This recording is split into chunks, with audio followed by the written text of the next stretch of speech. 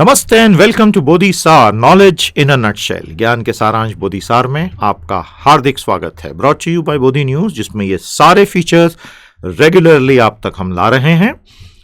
We are offering you amazing topic wise analysis and understanding. Thank you very much for your continued love, support and appreciation.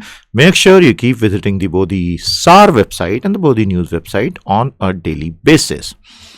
Bodhi Samiksha, a live general knowledge and current affairs review program. The last online session live was conducted on 12th of March morning 9 a.m. क्या आपने miss कर दिया?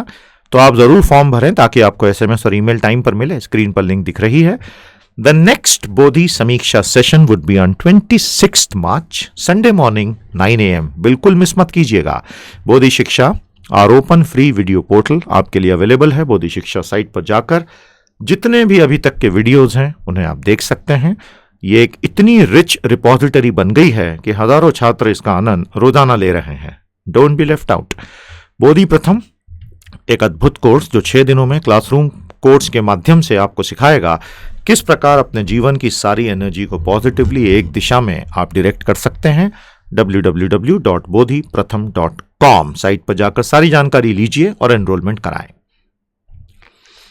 We await your testimonials. Thank you so much. और जैसे ही आपका testimonial आएगा, बोधि stars के page पर आप सितारे बन के चमकेंगे। कैसे? ऐसे। ये आपको दिख रहे हैं हमारे बोधि सितारे। ये हैं वो सितारे जिन्होंने लगातार बोधि साइट, बोधि पोर्टल और कंप्लीट रेंज ऑफ सर्विसेज को यूज किया है। Thank you so much for being such a lovely audience, always giving your suggestions for improvement, pointing out errors that we make sometimes, etc. etc. Thank you very much, and this journey will continue for a long, long time to come. तो देर किस बात की? फटाफट testimonial लिखो और बन जाओ बोधि सितारे। Yes, sir. Economic Survey and Union Budget course is available online. Just go to the link, click it open, enroll, और ये कठिन विषय तुरंत पढ़ना शुरू कर दें। बेहद लाभ होगा।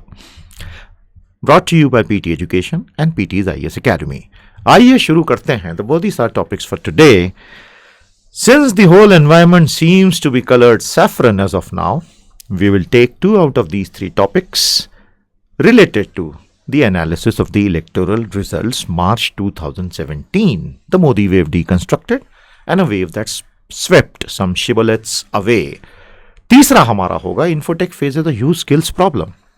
आइए बोधि सार और बोधि न्यूज का हमारा एनालिसिस शुरू करें। नोटबुक निकाल लो, नोट्स बनाना शुरू करो, बहुत आवश्यक है भाई।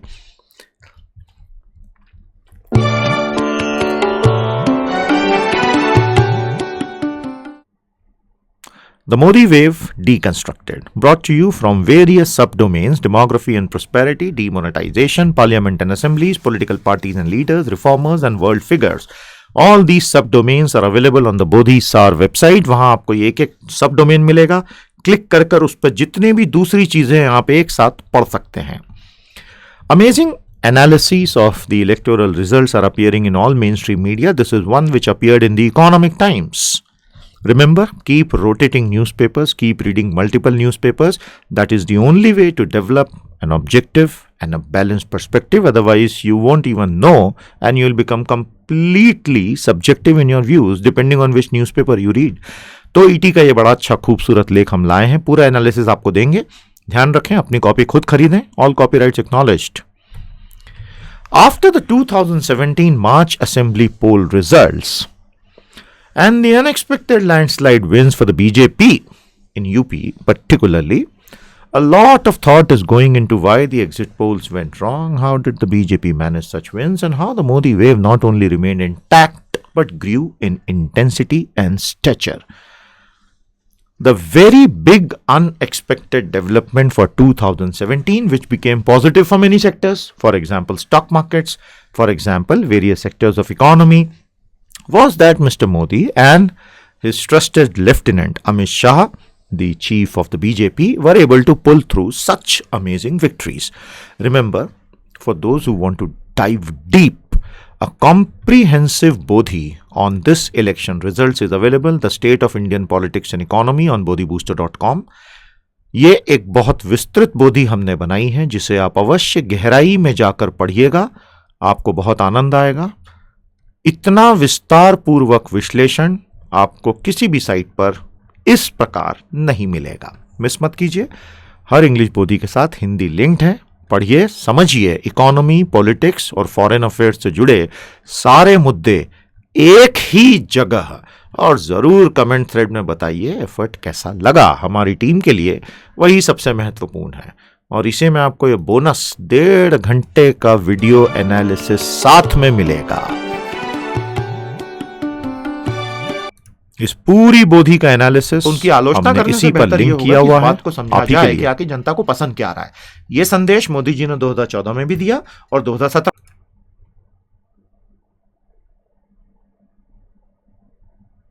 and we will successfully conclude this session. Enjoyed or not?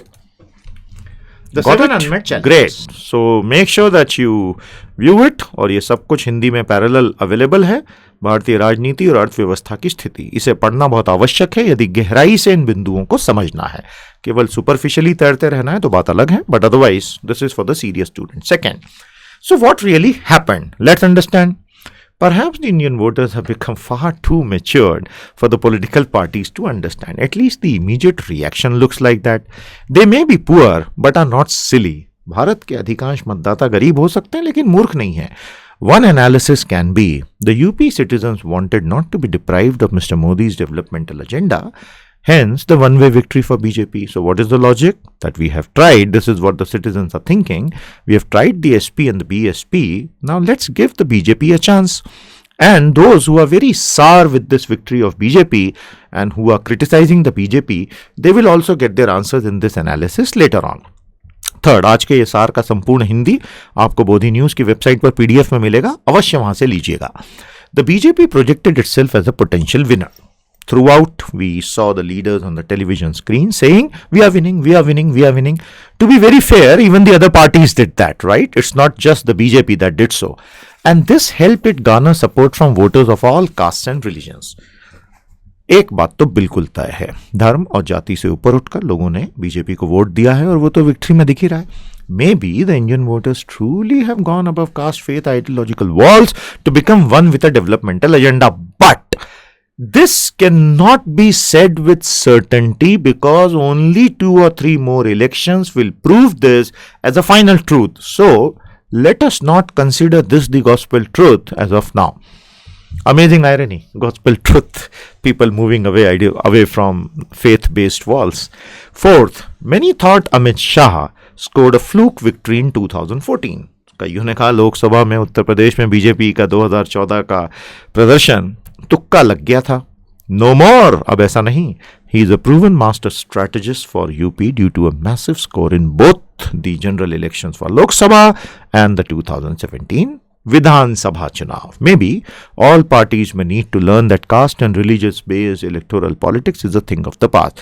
शायद वाकई में जातिगत आधार पर और धार्मिक आधार पर चुनाव अब पुरानी बातें हो सकते हैं, लेकिन फिर से आपको चेतावनी दे दें, 2-4 इलेक्शंस और होने दीजिए, उसके बाद ही ये बिल्कुल casting a mark on the stone में पत्थर की लकीर के रूप में माना जा सकेगा। Fifth, voters in Uttar Pradesh faced a choice. Number 1, the family owned Samajwadi party of Akhilesh Yadav ji.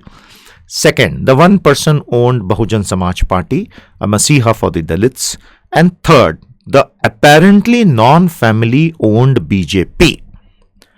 Very clearly, the voters have preferred the third option. So, was the family feud of SP just a poll gimmick? तो क्या लोगों ने ऐसा सोचा कि Samajwadi party में जो पारिवारिक झगड़ा हुआ नियंत्रण करने वाले परिवार में, वो सिर्फ दिखावे के लिए था? पता नहीं। Sixth, there can be little denying the fact that the UP voters have seen through how they have been used by both these parties of Uttar Pradesh, and that is surely not very dignifying for the voters. So, the voters must have felt very insulted that are we being treated as human objects by these parties? And the BJP is promising a new narrative, so maybe we should trust the BJP. तो मतदाताओं को लगा कि हम तो बस एक वस्तु बन के रह गए, वोट बैंक एक वस्तु है जिसका कोई चेहरा तो है नहीं, तो इसमें कोई गरिमा तो है नहीं। शायद इसे बहुत अच्छे से बीजेपी भुना गई। 7, अब ब्लेम ऑन बीजेपी पर एक आरोप पहले दिन से लगता है, आज भी लग रहा है, यू पोलराइज, ध्रुवीकरण करते हो भैया। But with a cool head one can see that BJP's polarization wasn't very blatant and visible. It was in fact invisible. Whereas the polarization tactics used by BSP and to an extent SP were perhaps flagrant and visible. The Hindu agenda did exist. ये कहना तो गलत होगा कि BJP ने हिंदू पत्ता खेला ही नहीं, वो तो था. And that agenda made its presence felt at the end of multiple phases. अलग अलग चरणों में दिखने लगा उसका रंग. But it was neither too abrasive nor too blatant. Miss Mayawati's handing over tons of tickets only to the Muslim candidates was more flagrant. अब देखिए रिवर्स पोलराइजेशन हो गया, ऐसा कई एक्सपर्ट्स कह रहे हैं. On one hand, the Bahujan Samaj party wanted the Muslim votes en bloc. That means थोक के भाव में उनको मुसलमानों के मत चाहिए थे. तो उन्होंने इतने प्रत्याशियों को टिकट्स दे दिए जो कि पॉपुलेशन के यदि रिगरसली परसेंटेज के हिसाब से देखें तो उससे भी ज्यादा होगा टोटल टिकट्स की मात्रा में.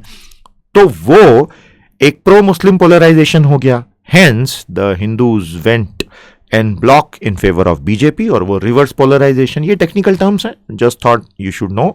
Although all these are conjectures, no one really knows what happened at a micro level, but what is visible is this.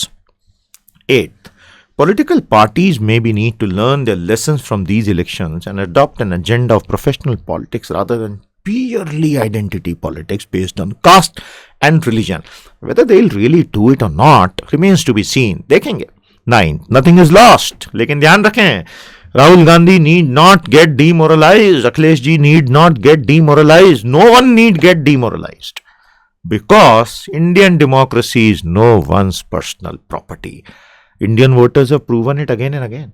The massive victory of Modi ji and Shah Sahab may hold the seed of success for others. इस भारी विजय में दूसरों की विजय के बीच छुपे हो सकते हैं. Only an open mind devoid of poisoned subjectivity and a development agenda needs to be brought to the forefront.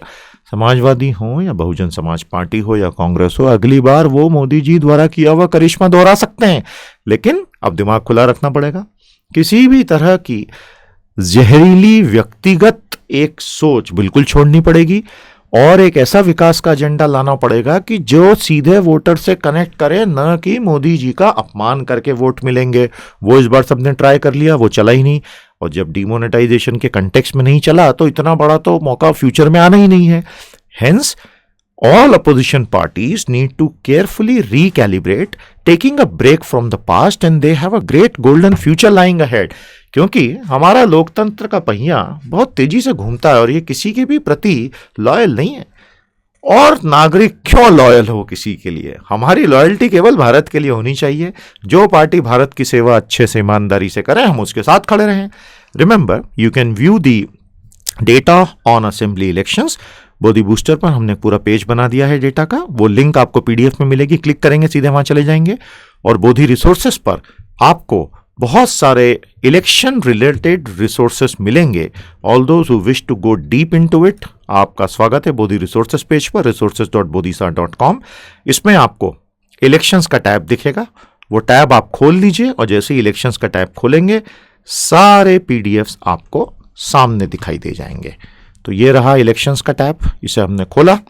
Here are the various PDFs. अपने हिसाब से आप नोट कर लें. Most of them are taken from the Election Commission of India's website. ठीक है. I hope this gives you a 360-degree resource base.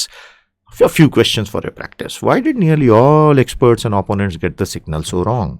ऐसा क्या हुआ कि इस बार के चुनावों में लगभग सभी विशेषज्ञ और विश्लेषक और विरोधी दल भी सिग्नल्स पकड़ ही नहीं पाए.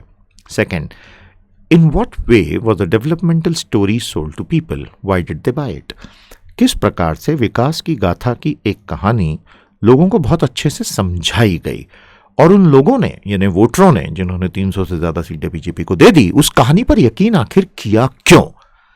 Third, is the result of March 2007 assembly elections truly the emergence of a new India, not shackled in the old bonds of caste and religion? हमें जरूर कमेंट थ्रेड में बताइएगा ये न्यू इंडिया वर्ड हमने यहाँ क्यों यूज किया है, इसका रेफरेंस कहाँ आया इलेक्शन के जस्ट बाद, और क्या ये नतीजे मार्च 2017 के असेंबली इलेक्शंस के वाकई में एक न्यू इंडिया के उभरने का संकेत हैं जो कि पुराने जातिगत और धार्मिक बेड़ियों से टूटकर अलग हो चुका है? Do tell us whether this is so. If this is so, let's hear it from you in the comments thread. ठीक है. इसके अलावा हमें अवश्य बताइएगा हमने ऐसा क्यों कहा that the Indian voters are not loyal to any single leader? पिछले 70 सालों के इतिहास में भारत के ऐसे कौन से मौके आए थे जहां बेहद पॉपुलर लीडर्स पूरी तरह से मुंह के बल गिर पड़े चुनावों में? तो बताइएगा, we would wait for your inputs on this issue, और इस तरह के प्रश्नों के उत्तर अवश्य लिखिएगा, बहुत कुछ आपको सीखने को मिलेगा। बोधि शिक्षा पर लगातार वीडियोस अपलोड होते रहते हैं, देखते चलिए। These are some more links for those who came in late and missed out these links, ये आप ही के लिए हैं, यूज करें। We hope you enjoyed the knowledge in a nutshell, in which we tried to present one perspective on why the BJP really won in March 2017 elections.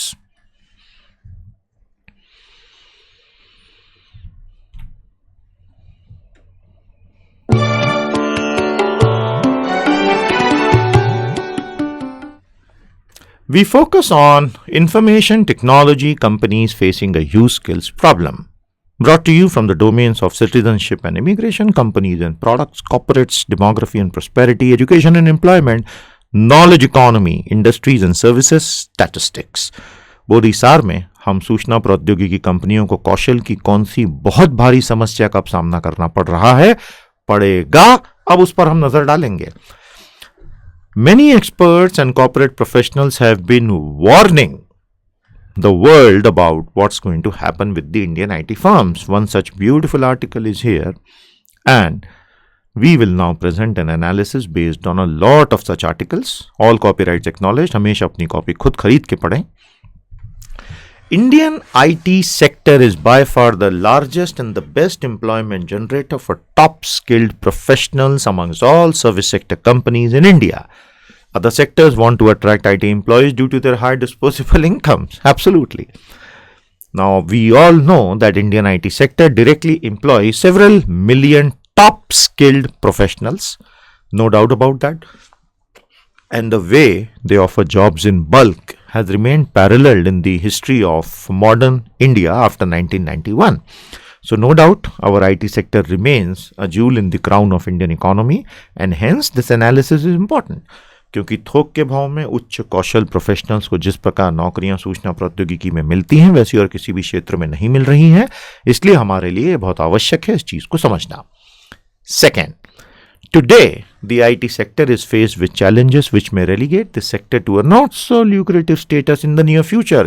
This is a very dangerous statement to make, and since I have been studying and observing the IT sector ever since the modern avatar took birth in the early 1990s, जब पहली बार अखबारों में इन्फोसिस की खबरें छपना शुरू हुई कि इन्फोसिस के कुछ एम्प्लॉयज ने 2-3 साल में नौकरी छोड़ के अपने पर्सनल वेंचर शुरू किए, जैसे एक भाई साहब ने खुद की लाइब्रेरी और सोशल सर्विस शुरू की क्योंकि इन्फोसिस के शेयर्स ने उसे करोड़पति बना दिया था, तब भारत के लोगों को पहली बार पता चला कि आईटी सेक्टर होता है।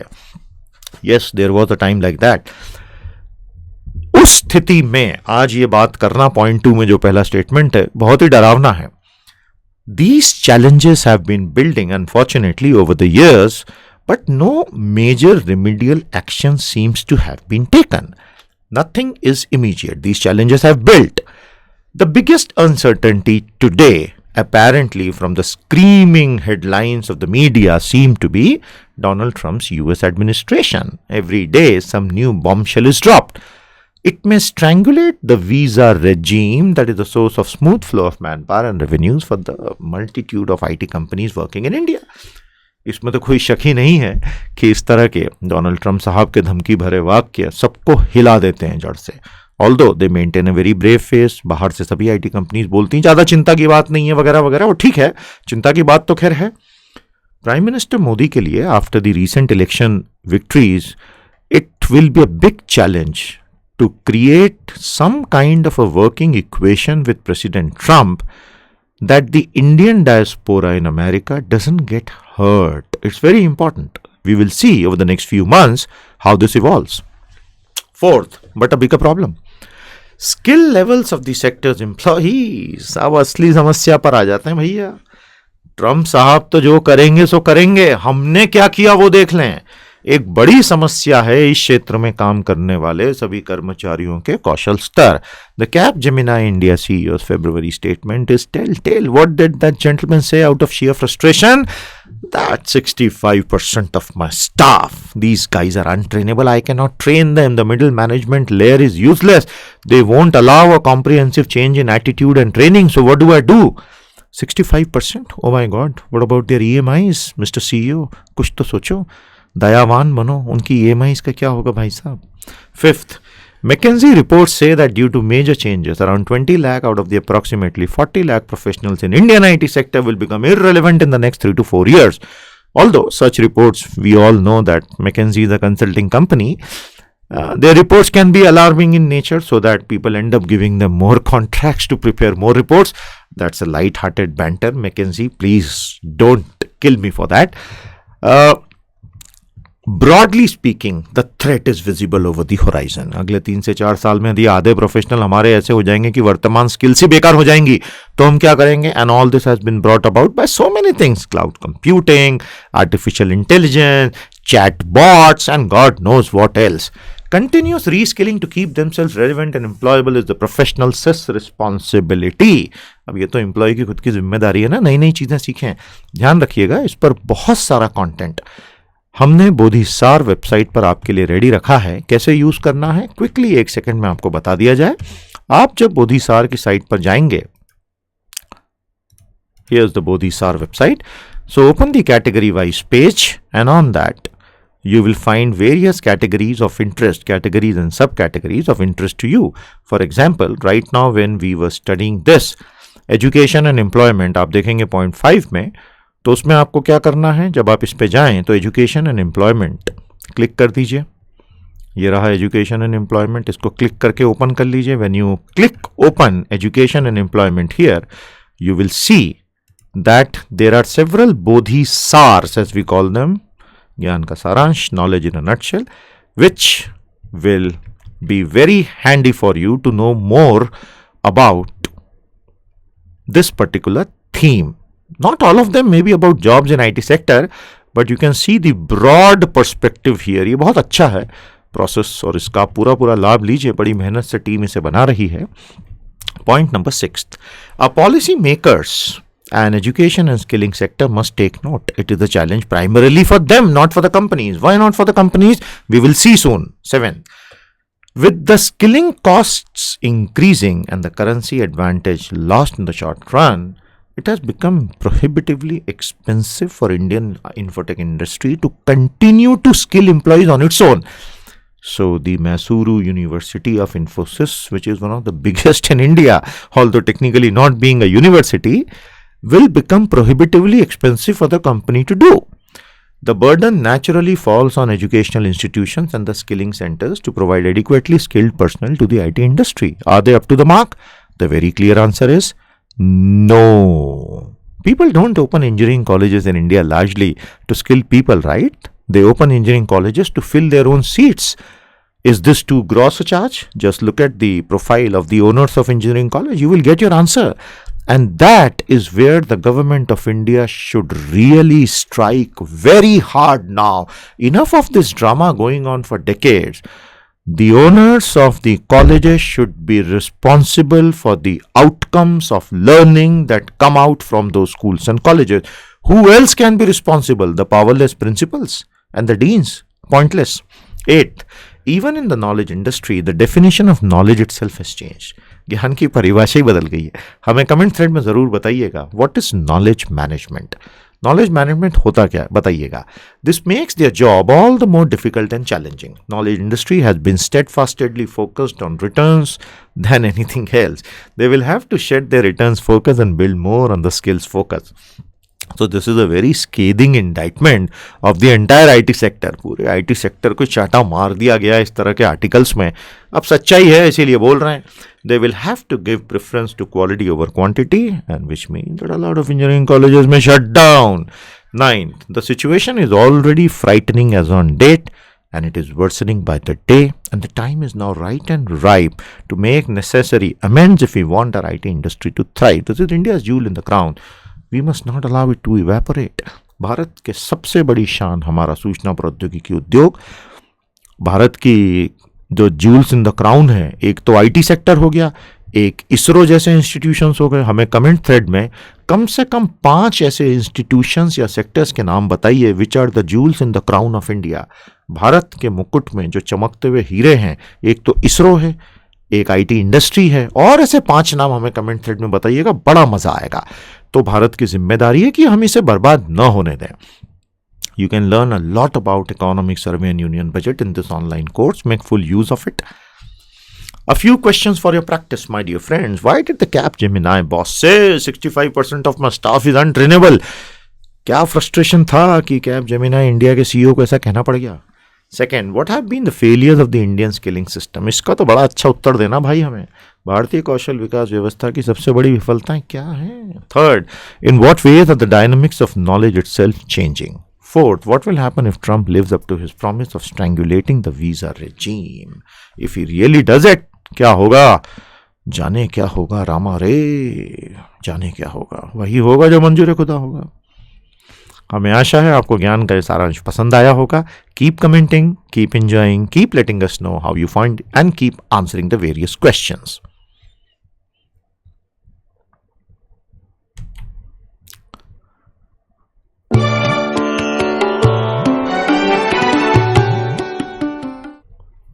We take a look at the analysis of the recent election results. A wave that swept some shibboleths away. एक ऐसी आंधी तूफान और बहुत बड़ी लहर चली कि very long held prejudices and notions were simply swept away. Some beautiful articles have appeared. Here is one more which appeared in the Times of India. Buy your own copy and read it. All copyrights acknowledged. The 2017 Assembly poll results have reaffirmed that the phenomenon called Narendra Modi will remain the country's predominant political leader till 2019, perhaps even beyond. This is a boon for the BJP and a nightmare for others. सभी पार्टियों के लिए एक बहुत ही बुरे सपने की तरह 2017 के विधानसभा चुनावों के नतीजे आए। Second, Mr. Modi is the most extraordinary and charismatic political leader after Mrs. Indira Gandhi, the Iron Woman of India. Why is Mrs. Indira Gandhi called the Iron Woman of India? क्यों कहते हैं madam Indira Gandhi को भारत की लौ स्त्री? कुछ तो कारण होगा। ऐसे 5 कारण हमें बताइए। Why is Mrs. Gandhi called the Iron Woman of India? What were her amazing achievements in the face of terrific adversities? बहुत खराब समय उन्होंने देखा था, उन्होंने कुछ ऐसे बड़े बड़े अचीवमेंट्स हासिल किए उन एडवर्सिटीज के बीचों बीच, बताइएगा। The entire state and national politics will now revolve around this pivot, which is Mr. Modi, and this can shape the country's future in the time to come. Fair enough. Third, it is incorrect to say that the UP election victory was the result of communal polarization. So what has happened now is that the opposition is resorting to the long used weapon against Modi and BJP, that these are non-secular people, these are communal people, shame, shame, shame. They must realize that if millions upon millions of Indians are voting for them, are you saying that all those voters are foolish people? Maybe not. So, time to rethink. This is the idea. तो यदि BJP पर लगातार सांप्रदायिक ध्रुवीकरण के आरोप आप लगाते जा रहे हैं, तो वो करोड़ों वोटर्स पर भी आप ये आरोप लगा रहे हैं, ये बात आपको भूलना नहीं है। It was more a result of Mr. Modi's political skills, convincing power and the mass mobilization done by Mr. Amit Shah and his team that the BJP could garner such a humongous victory. Fourth, it seems that the Prime Minister has mastered the art of disruptive innovation. अरे बाप रे, disruptive innovation. ये तो corporate sector में use होता है, that companies must indulge in disruptive innovation if they are to create a competitive advantage as a strategic lever to triangulate opportunities for the future. This is how a CEO typically speaks. Total rubbish. Modi seems to have mastered the art of disruptive innovation, a phenomenon of creating new markets and value networks by disrupting the existing ones to capture the imagination of the fast changing polity. But this is very tricky. तो आप लगातार कुछ एक ऐसा narrative लाते हैं कि जो existing पूरे मॉडल से आगे निकल जाता है।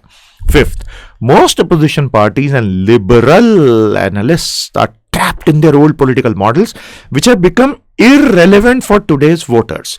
तो कहीं ना कहीं ये तो बिल्कुल साफ हो गया है कि बहुत सारे राजनीतिक विश्लेषक और विरोधी दल के नेता इत्यादि अब इस तरह की बातें करने लगे हैं जो आज के वोटर्स के लिए इररिलेवेंट हो गई हैं, यानी अर्थहीन हो गई हैं.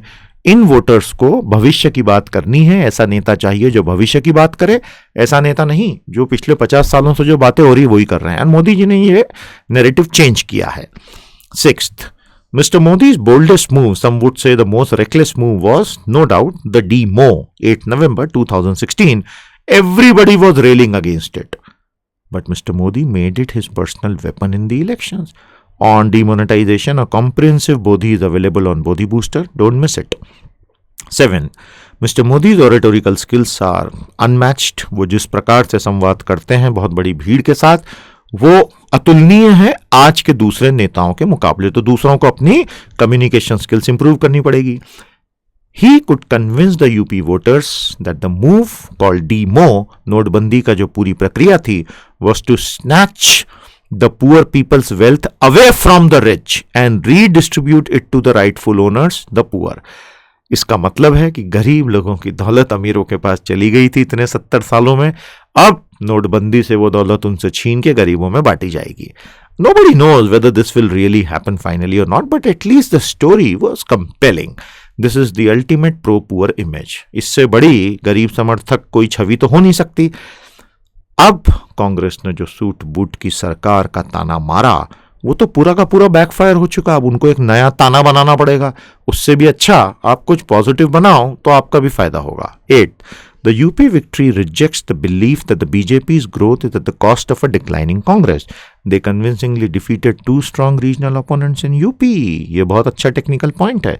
So those who say that the BJP will grow only because the Congress will decline are completely wrong, because this time the 2 regional parties declined. BJP has made things very difficult for the Congress, of course, by pulling away its 2 major planks, pro-poor and secularism. Congress ने हमेशा कहा है हम गरीब समर्थक party हैं. मजे की बात है भारत में तो गरीबी बढ़ती रही है. और दूसरा है हम सेक्युलर पार्टी हैं, हम पंथ निरपेक्ष पार्टी हैं. बिल्कुल हो. बीजेपी ने दोनों प्लैंक उनसे छीन लिए. So if this electoral punchline gets denuded, ये इनकी धार ही यदि भोथरी हो जाएगी तो उस केस में फिर उनको आगे एक नई धार विकसित करनी पड़ेगी. 10th, opposition parties will need to rethink their strategies and come together like they did against Mrs. Indira Gandhi in 1977. This can help them counter an unstoppable Modi wave. Otherwise, the 2019 general elections may become a one-sided victory for the BJP. तो यदि अब ये लोग zero से पूरा scratch से नया कुछ इन्वेंट करते हैं तो बहुत अच्छा चांस 2019 में बनेगा.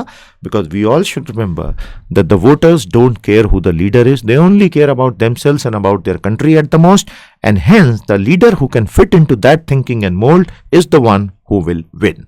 ध्यान रखिएगा असेंबली इलेक्शंस पर ये जो लिंक आपको पीडीएफ में मिलेगी, पूरा पेज है डेटा का, पढ़ लीजिए और बोधी रिसोर्सेज पे जाके आप पीडीएफ भी डाउनलोड करें. कुछ प्रश्न हैं आपकी प्रैक्टिस के लिए. What fundamental shift in what constitutes pro poor has happened. Bharat में कौन सा मूलभूत परिवर्तन आ गया है कि कौन गरीब समर्थक नेता है, इसकी परिभाषा में बताइएगा हमें. Second, why are the region results a genuine warning bell for regional political parties. आपको याद होगा 1991 के बाद सभी कह रहे थे गठबंधन ही एकमात्र मॉडल है भारत के लिए. तो ऐसा क्यों हुआ कि क्षेत्रीय गठबंधन अब पूरी तरह से फेल होने लग गए. तीसरा बहुत अच्छा सवाल है भैया. Assume you are Rahul Gandhi, make a plan to beat mister Modi in the next 5 to 10 years. मान लीजिए आप राहुल गांधी हैं, तो ये रोल प्ले एक्सरसाइज है. अब एक योजना बना के हमें बताइए आप किस प्रकार श्रीमान मोदी को अगले 5 से 10 वर्षों में पूरी तरह से हराएंगे. देखते हैं कौन हमें उत्तर कमेंट्स में देता है. Fourth, why are the poor happy with demonetization when nearly all experts are either unhappy or are confused or are unable to decide whether it is good or bad. तो ऐसा क्या हो गया है कि गरीब पूरी तरह नोटबंदी के समर्थन में खड़े दिख रहे हैं. पूरा एनालिसिस ही गलत हो गया भाई लोगों का. We hope you enjoyed the knowledge in a nutshell. Keep reading, keep growing. We await your testimonials and Bodhi Pratham, an amazing course which can help you streamline all your efforts. Bodhi resources से download करें और बोधि शिक्षा पर view करें. Brought to you by PT Education and PT's IAS Academy.